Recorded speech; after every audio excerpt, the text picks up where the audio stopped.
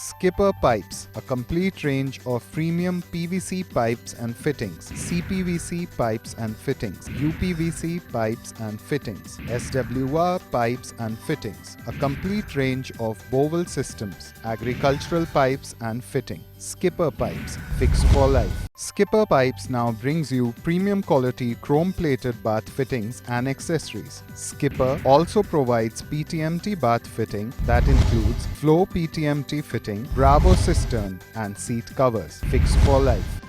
This program is sponsored by Skipper Pipes, fixed for life. Ram Jaya Ram Jaya Jaya Ram. Shri Ram Jaya Ram Jaya Jaya Ram.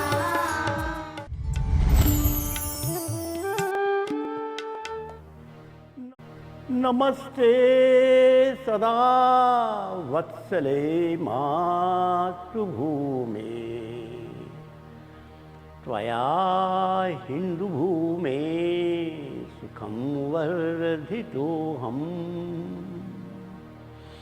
महामङ्गले पुण्यभूमे त्वदर्थे पतत्वेशकायो नमस्ते नमस्ते रत्नाकराधौतपदं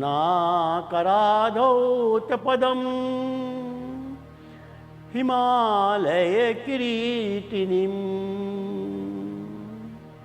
ब्रह्मराजर्षिरत्नाढ्यां वन्दे भारत मातरम्। उत्तरं यत् समुद्रस्य हिमाद्रैश्चैव दक्षिणं वर्षं तद् भारतं नाम भारतीयत सन्तति। प्रभो शक्तिमन् हिन्दुराष्ट्राङ्गभूता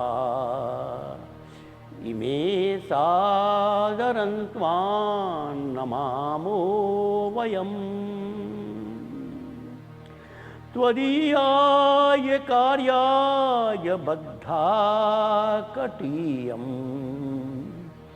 शुभामाशिषं देहि तत्पूर्तये।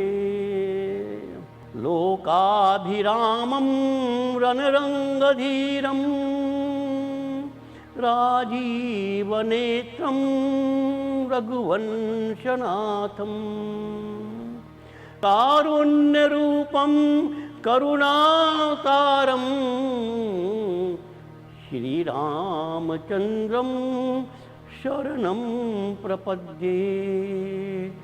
श्रीरामचन्द्रं शरणं प्रपद्ये। मनोजवं मारुततुल्यवेगं जितेन्द्रियं बुद्धिमतां वरिष्ठं वातात्मजा वानरयूथमुख्यं श्रीरामदूतं शरणं प्रपद्ये। श्रीरामदूतं शरणं प्रपद्ये। विजेत्री च न संवता कार्यशक्तिर्विधायास्य धर्मस्य संरक्षणम्। परं वै भवन्ने तुमेतत् स्वराष्ट्रं समर्था भवत्वाशिषा ते भृशम्। भारत माता की जय। Shri Ram Jaya Ram Jaya Jaya Ram. सबको मेरा नमस्कार। उद्घोष क्रांति राम की में आपका पुनः स्वागत है। इस सत्र का प्रारंभ भी हम राम धुन से करेंगे। आइए सब भक्ति भाव से प्रभु राम का स्मरण करें।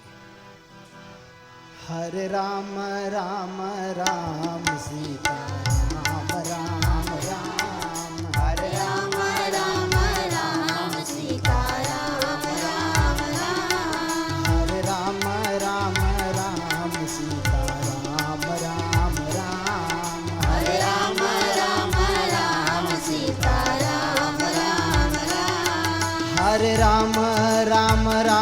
राम सीता राम राम राम हरे राम राम राम सीता राम राम राम हरे राम राम राम सीता राम राम राम हरे राम राम राम सीता राम राम राम हरे राम राम राम सीता राम राम राम हरे राम राम राम सीता राम राम राम हरे राम राम राम सीता राम राम राम हरे राम राम राम सीता राम राम राम हमने भारत माँ की आरती में भारत माँ का वंदन किया, वर्णन सुना। अब भारत माँ की संस्कृति के बारे में हम एक गीत का गायन भी करेंगे, उसकी व्याख्या भी करेंगे। कैसी है हमारी भारत माँ, क्या है इसकी संस्कृति, कैसे हैं इसके लोग, कैसा है इसका गांव, कैसे इसके सैनिक। यह गीत भी मेरा आग्रह है कि हम सबके मुंह में आए, दिल में रहे, इसका अर्थ हमारे सबके मन में समा जाए। तो आइए पहले इसका चरण सुनते हैं, फिर इसकी व्याख्या करेंगे।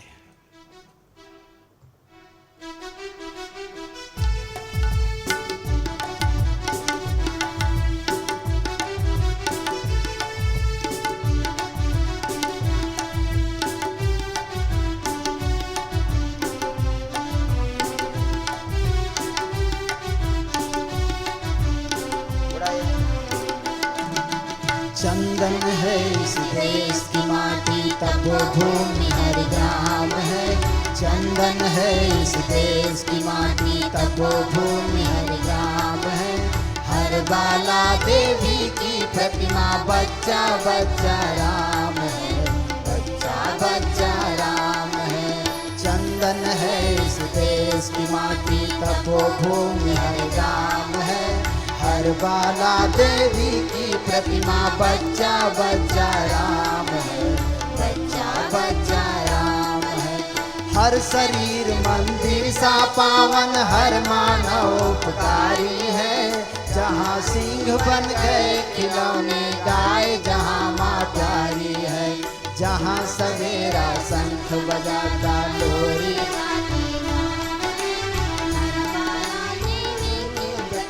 बच्चा बच्चा राम है, बच्चा बच्चा राम है। चंदन है इस देश की माटी तपोभूमि हर ग्राम है। हर बाला देवी की प्रतिमा बच्चा बच्चा राम है, बच्चा बच्चा राम है।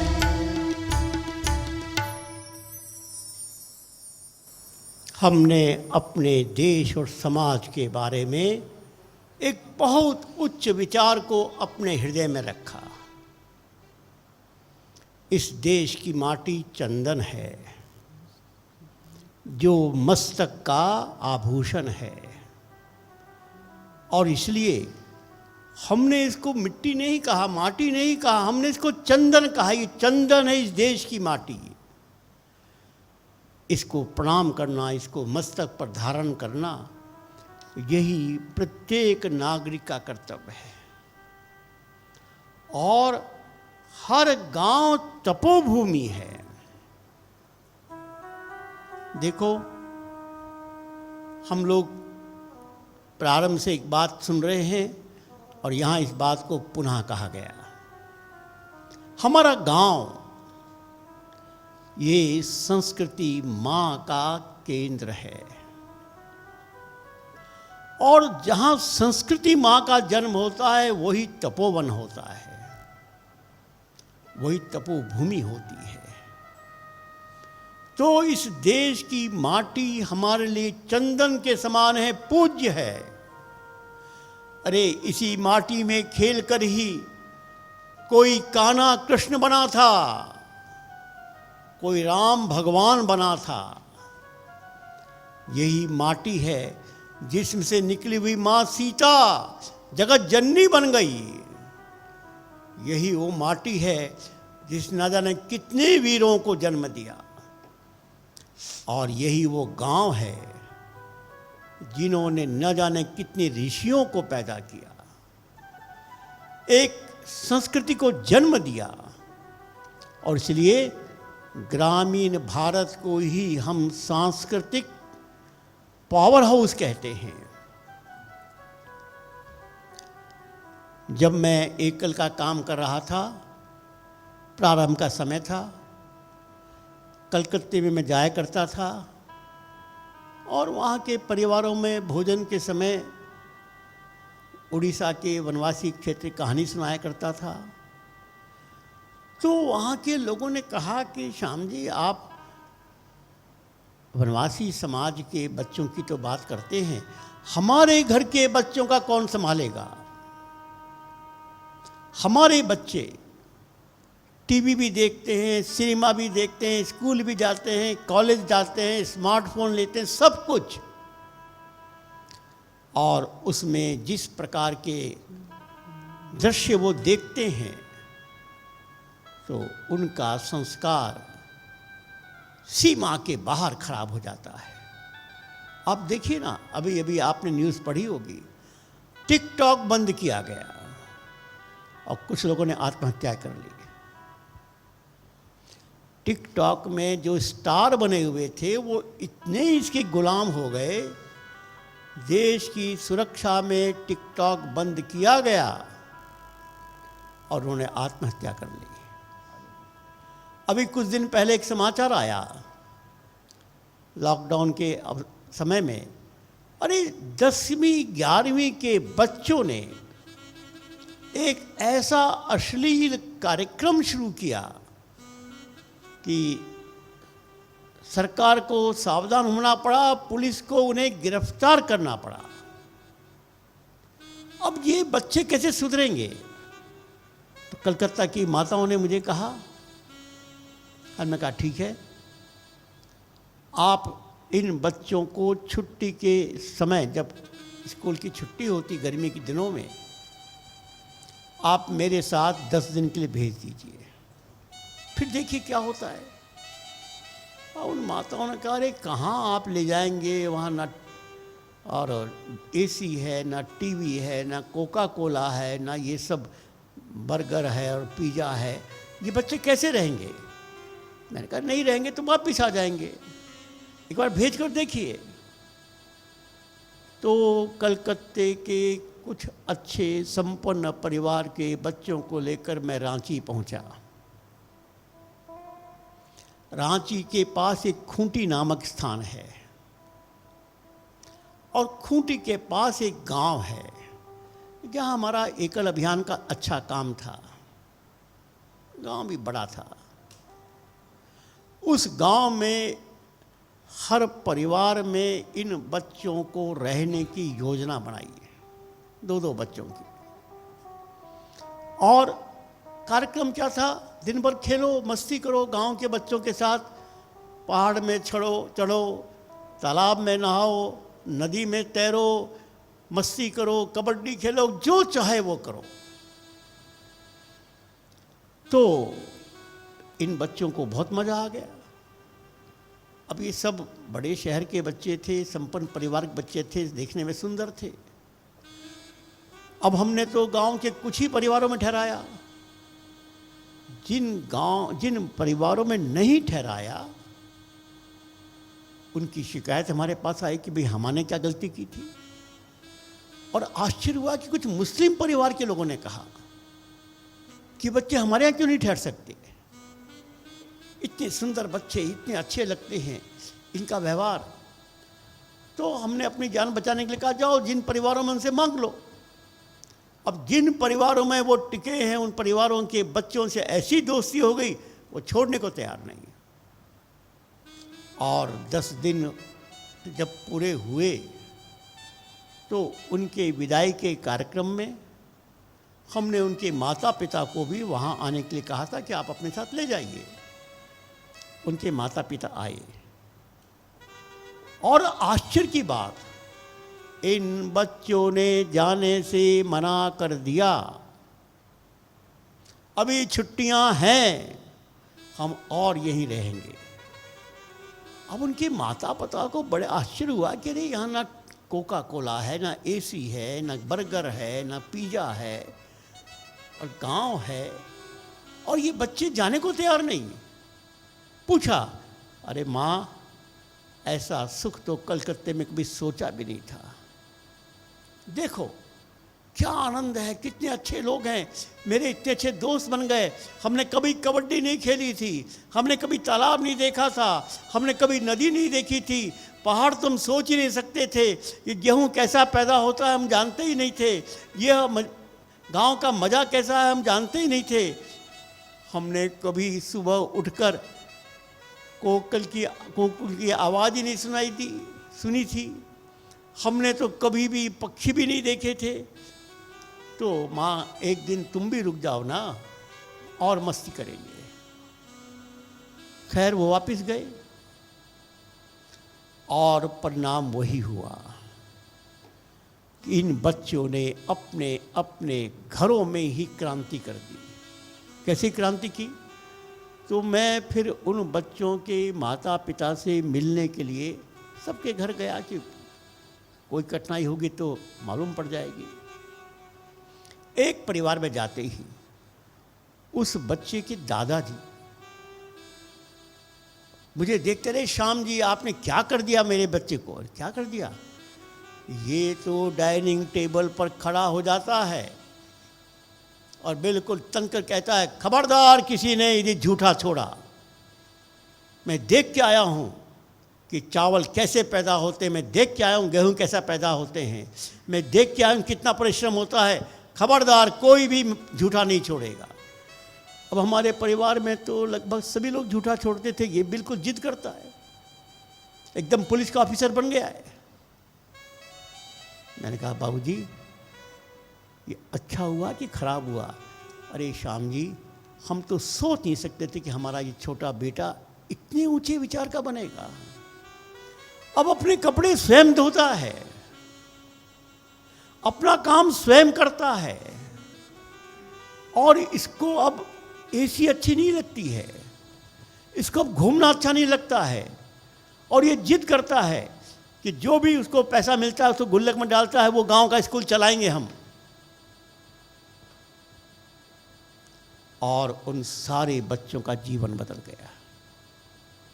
यहाँ तक हुआ कि उन बच्चों ने एक अपना संगठन खड़ा किया, और मैं उन सबका मामा तो कहलाता ही था। मेरे पास खबर आई बच्चा पार्टी की ओर से कि मामा तुम कब आ रहे हो? उस दिन आ रहे हैं। उस दिन आइए, हम सब बच्चे आपसे मिलेंगे। ठीक है, बच्चों के साथ मिलने का मुझे भी खुशी होती है, थोड़ा सा मस्ती करने को मिलता है। जाते मैंने क्या देखा, सारे बच्चों ने जो कुछ स्वागत करना था किया। क्यों स्वागत कर रहे हो? अरे मामा, तुम यदि हमको गांव में नहीं ले जाते तो हमारा जीवन अधूरा रह जाता। जो आनंद वहाँ है वो कहीं नहीं है। और अब हमने तय किया कि दिवाली में जो भी पैसे हमको मिले हैं वो हम आपको देना चाहते हैं, स्कूल चलाइए। सारे बच्चों ने जो दिवाली के लिए पटाखे के लिए उनको पैसा मिलते थे, किसी ने पटाखे नहीं छोड़े, और वो एकल विद्यालय के लिए उन्होंने धन दिया। यह है गांव तपोभूमि है, ये इस देश की धरती तंदन है, और यहाँ की हर बाला ये सीता है, हर बच्चा ये राम है। और है, अरे गांव के बच्चों में, गांव की बेटियों में जब आप व्यवहार देखोगे, ऐसा लगेगा कि निष्पाप मानो राम और सीता ही बच्चे खेल रहे हैं। अर्थात हमारा बाल्यकाल, बचपन बिल्कुल सरल, बिल्कुल निष्पाप, यह इस देश की विशेषता है। अब आगे कहा गया, हर शरीर मंदिर सा पावन, हर मानव उपकारी है।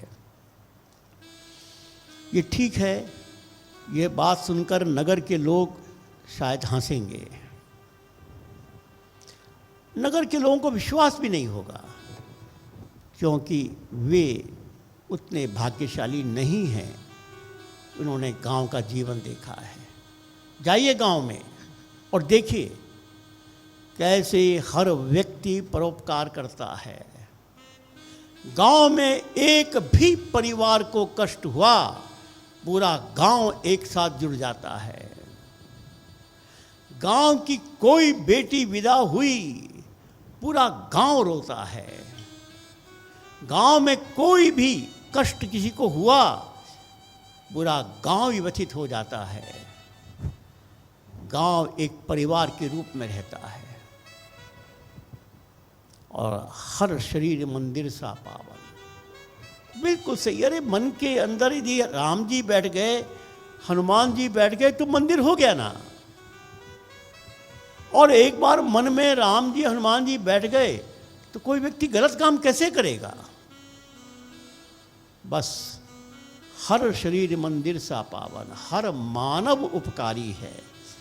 जहां सिंह बन गए खिलौने गाय, जहां मां प्यारी है। आपको मालूम है कि भारत का नाम किसके लिए, किसके नाम से पड़ा। एक भरत नाम के राजा हुए थे। वो बचपन में सिंह के दांत गिना करते थे, सिंह के साथ खेलते थे। कैसा साहसी होगा बचपन में शेर के दांत गिनना, इसका अर्थ समझ लीजिए। और इस देश में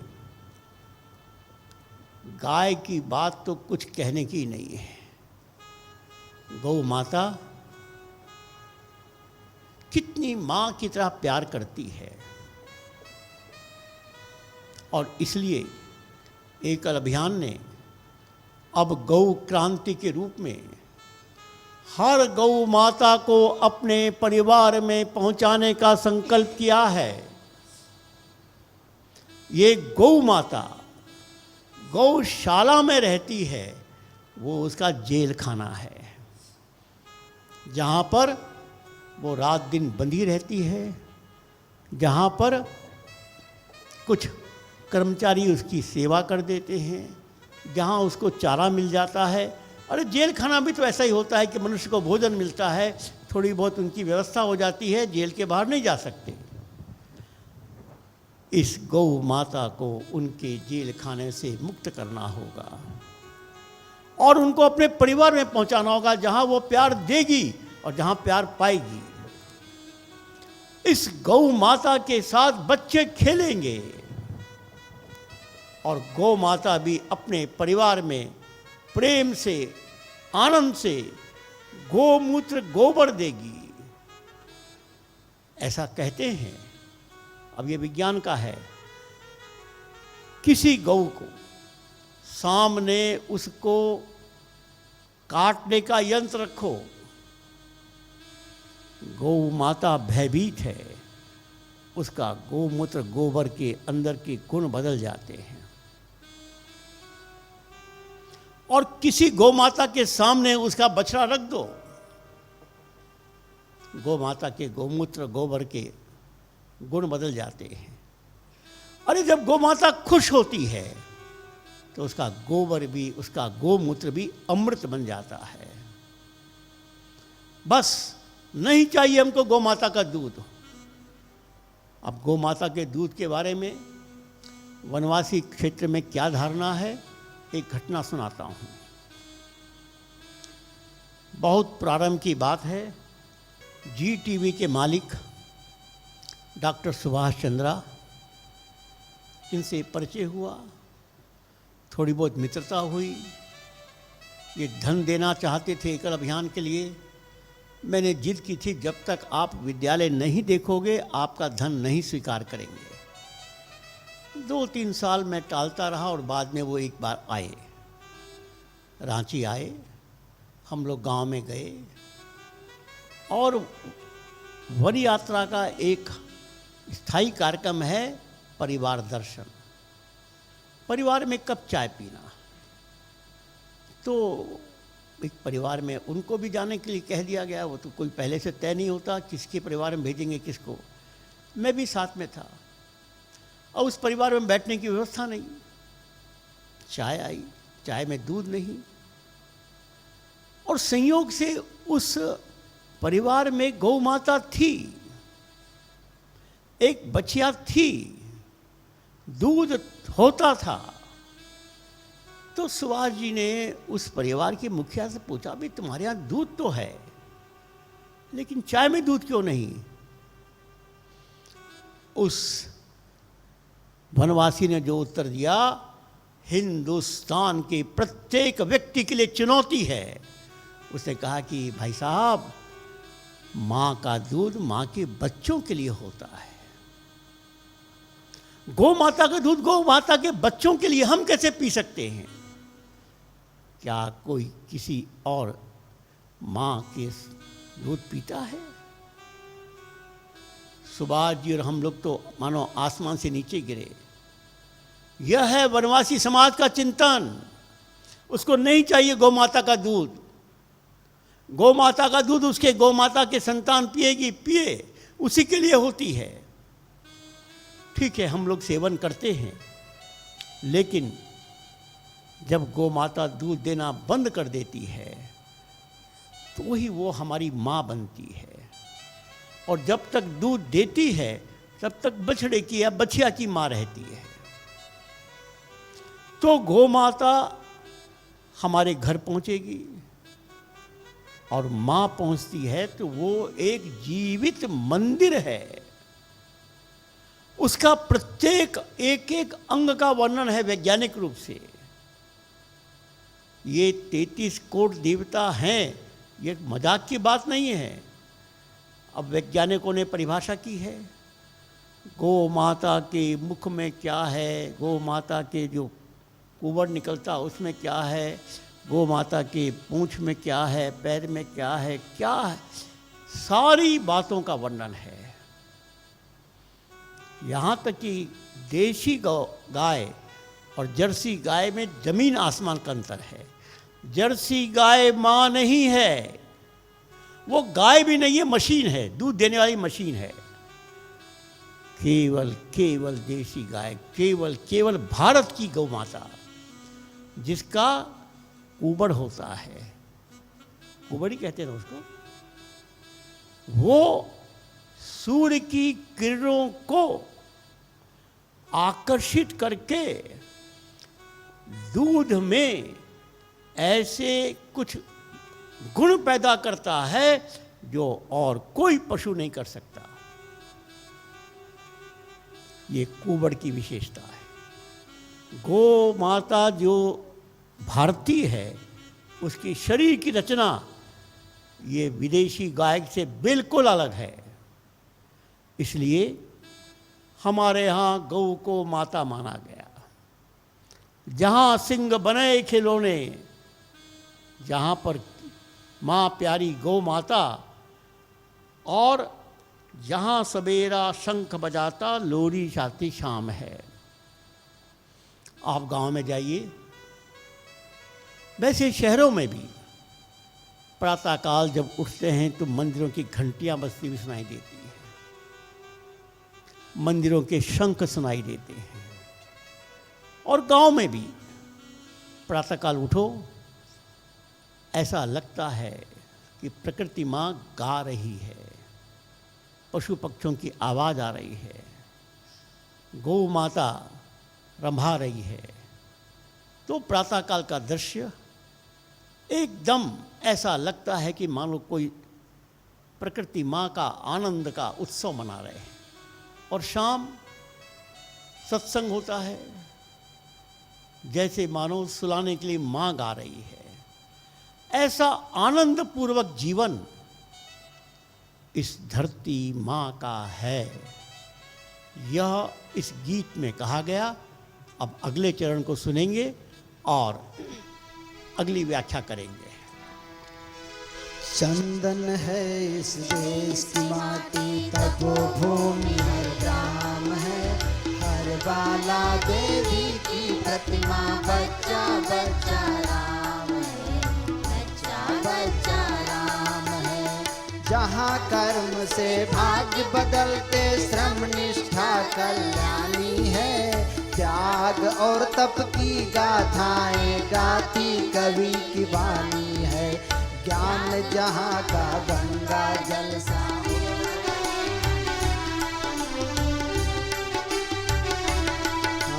ज्ञान जहाँ का गंगा जल सा निर्मल है अविराम है।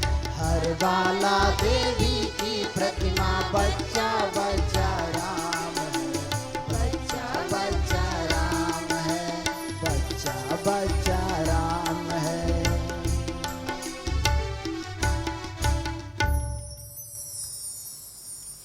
जहाँ कर्म से भाग्य बदलते। अब देखो, इस छोटे से वाक्य ने लगता है पूरा दर्शन शास्त्र हमारे सामने रख दिया। लोग कहते हैं ना हमारा भाग्य खराब है, वो गलत कह रहे हैं। किसी का भाग्य खराब नहीं है, उसका कर्म खराब है। अरे कर्म से ही भाग्य बदलता है। एक कहावत है, जो समय का सम्मान करेगा समय उसका सम्मान करेगा। और समय को ही तो भाग्य कहते हैं। कहते हैं हमारा समय खराब चल रहा है, हमारा भाग्य खराब है। समय, अब आप देखिए, हम लोग जब अमेरिका आदि में जाते हैं तो एक प्रकार से बड़े मन में ग्लानि होती है। सेकंड टू सेकंड वहाँ पर पंक्चुअलिटी है, मिनट टू मिनट नहीं, सेकंड टू सेकंड। मैं अमेरिका गया और एक स्थान से ट्रेन से जाना था। ट्रेन को 7:22 पर छूटना था। और हम लोग भारत के लोग तो जरा हमने कहा 22 पर छूटना है तो 7:15 पहुँच जाओ, 5-7 मिनट पहले पहुँचना चाहिए। 7:15 पे ऐसा लगा कि वहाँ ना कोई ट्रेन है, ना कोई यात्री है, कुछ नहीं। 7:20 पर ट्रेन आई और उसमें चढ़ने वाले हम पहले व्यक्ति थे। केवल 2 मिनट में 7:20 से 7:22 तक पूरी ट्रेन भर गई और ठीक 7:22 पर ट्रेन चली। आप सोच सकते हैं हिंदुस्तान में, अर्थात सब यात्री 7:20 से 7:22 2 मिनट में स्टेशन पर आए और ट्रेन में चढ़ गए। तो स्वाभाविक है वो समय का सम्मान करते हैं, तो उनका भाग्य अच्छा है। देखो क्या प्रगति हो रही है वहाँ पर। इसलिए भाग्य पूर्व जन्म का कर्म का फल कहकर कृपया अपने को भ्रम में मत डालिए। ठीक है, पूर्व जन्म के कर्म होंगे, वो जो विद्वान हैं वो बताएं, मैं उस श्रेणी का नहीं हूँ। मैं तो इसी कर्म की बात करता हूँ। यही कर्म, यही जीवन और यही के कर्म का हमको फल मिल रहा है। अरे हम सब भारत के निवासी हैं। पूर्व जन्म में हमने कुछ गलत किया भी होगा तो हमारा परमात्मा हमको माफ़ कर देगा।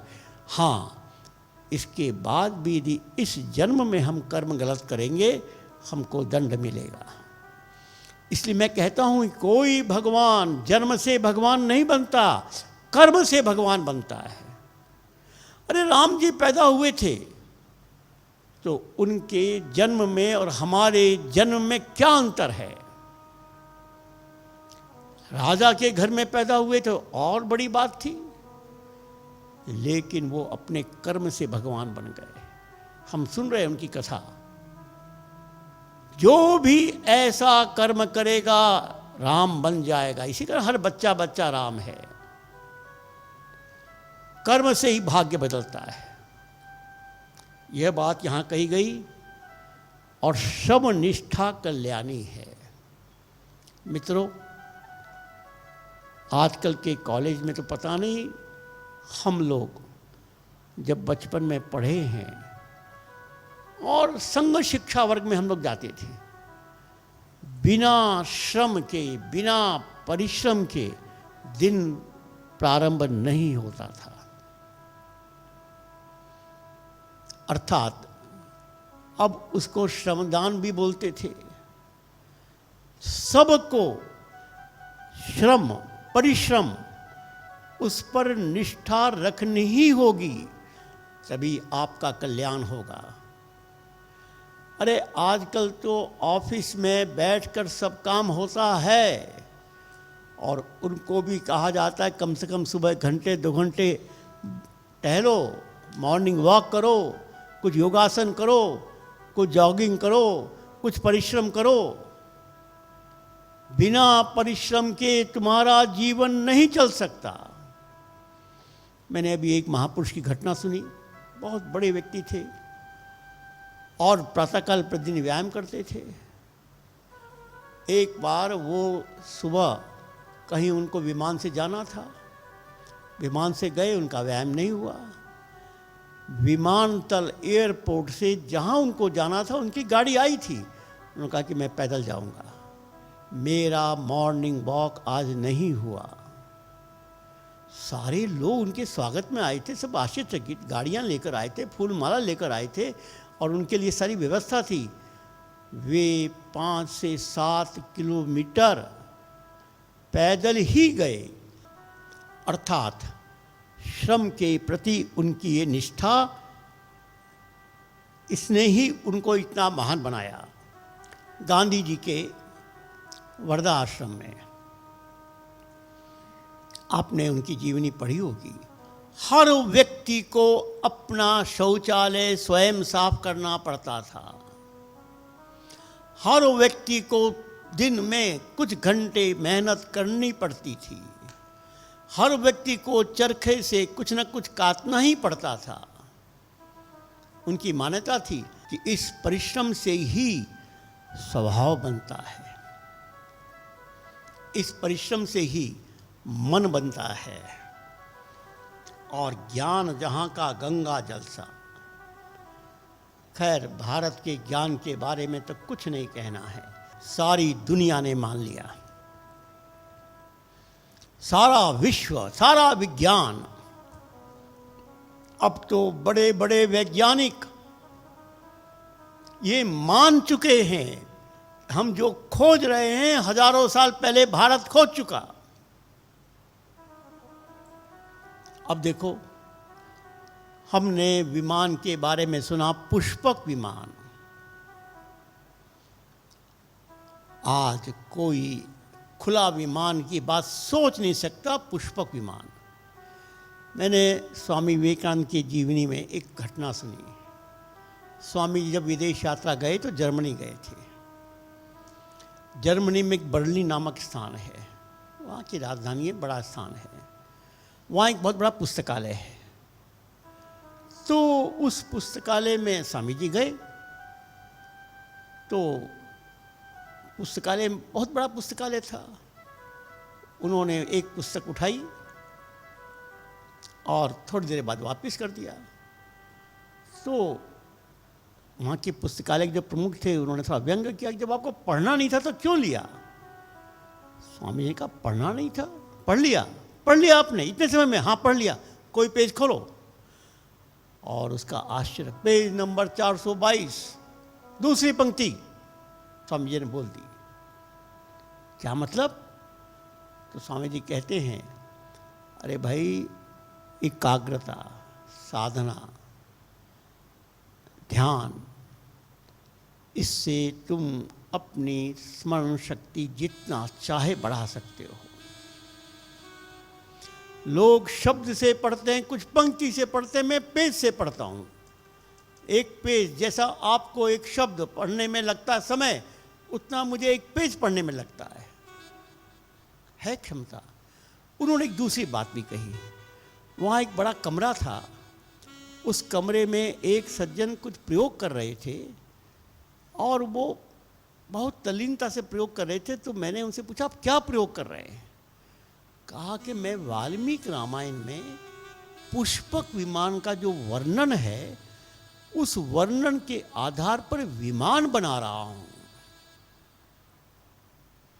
और ये विमान ऊपर उड़ने तक तो हो गया, लेकिन चलने लायक नहीं बना। मैं उसका प्रयोग कर रहा हूं। पुष्पक विमान का वर्णन वाल्मीकि रामायण में संस्कृत श्लोकों में है। उनकी मान्यता थी ये पुष्पक विमान का ही वर्णन है, इसके आधार पर आप पुष्पक विमान बना सकते हो। बताओ, इस ज्ञान के सामने दुनिया का कौन सा ज्ञान टिकेगा? इतना ही नहीं, अब तो हमने सुना हनुमान चालीसा में, युग सहस्र योजन पर भानु, सूर्य की दूरी। तुलसीदास जी जो वर्णन कर रहे हैं आज बिल्कुल ठीक वही दूरी है। नक्षत्र, ग्रह, ब्रह्मांड, ये सौरमंडल, अभी तो दुनिया के वैज्ञानिक इस पर अनुसंधान कर रहे हैं और भारत के वैज्ञानिकों ने इस पर मास्टरी कर ली थी। कौन सा ग्रह, कौन सा नक्षत्र से क्या क्या होगा, इसकी भविष्यवाणियां होती हैं, बिल्कुल सही होती हैं। लेकिन यहाँ के ज्ञान में किसी के प्रति हिंसा नहीं है, किसी के प्रति द्वेष नहीं है, बिल्कुल निर्मल गंगा जल के समान जो कभी विकार नहीं होता। यही बात यहाँ कही गई। आइए अब अंतिम चरण सुनते हैं। चंदन है इस देश की माटी, तपो भूमि हर ग्राम है। हर बाला देवी की प्रतिमा, बच्चा बच्चा राम है, बच्चा बच्चा राम है। जिसके सैनिक समर भूमि में गाया करते गीता है। जहाँ खेत में हल के नीचे खेला करते सीता है। जीवन का आदर्श जहाँ पर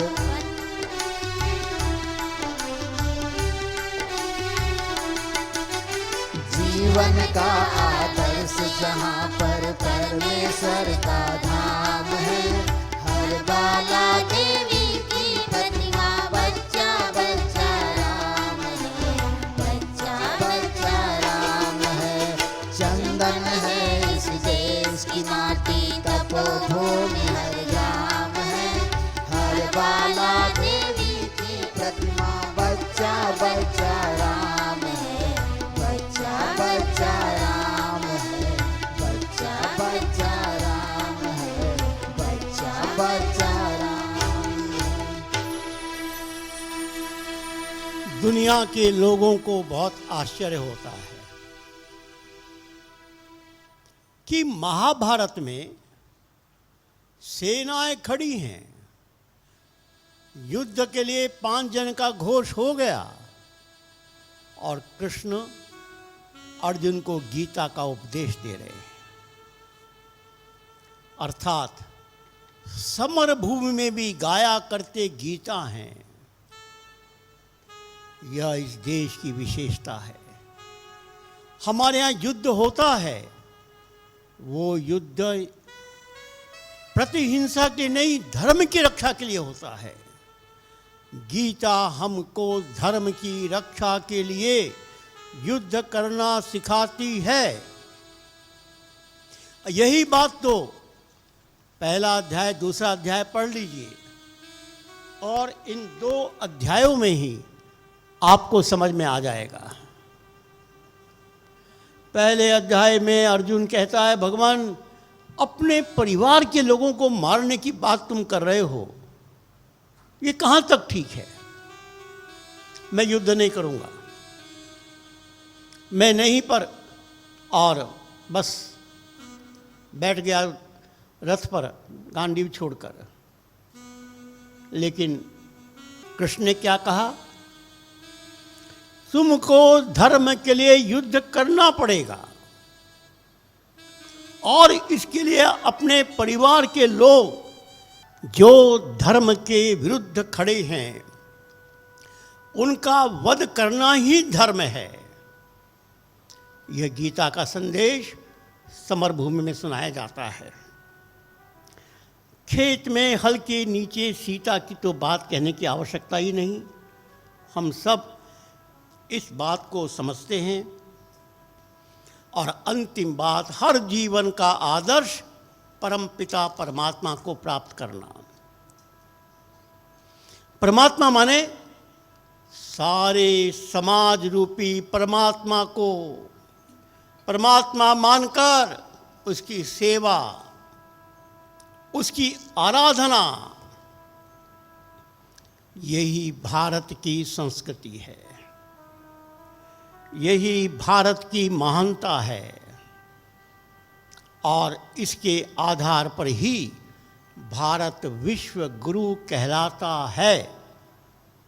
भारत विश्व गुरु था, विश्व गुरु रहेगा, विश्व गुरु बनेगा, क्योंकि इसकी नसों में ही वो ज्ञान है, वो संस्कृति है, वो परंपरा है।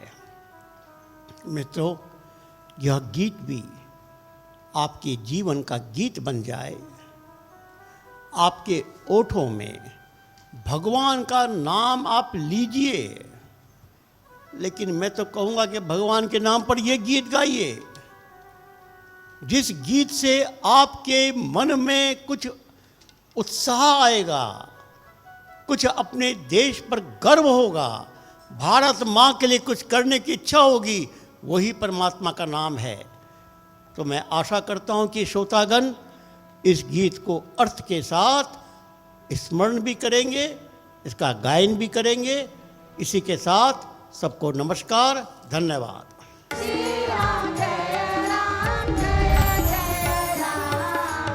This program was sponsored by Skipper Pipes, fixed for life. Skipper Pipes, a complete range of premium PVC pipes and fittings, CPVC pipes and fittings, UPVC pipes and fittings, SWR pipes and fittings, a complete range of bowel systems, agricultural pipes and fitting. Skipper Pipes, fixed for life. Skipper Pipes now brings you premium quality chrome-plated bath fittings and accessories. Skipper also provides PTMT bath fitting that includes flow PTMT fitting, Bravo cistern and seat covers. Fixed for life.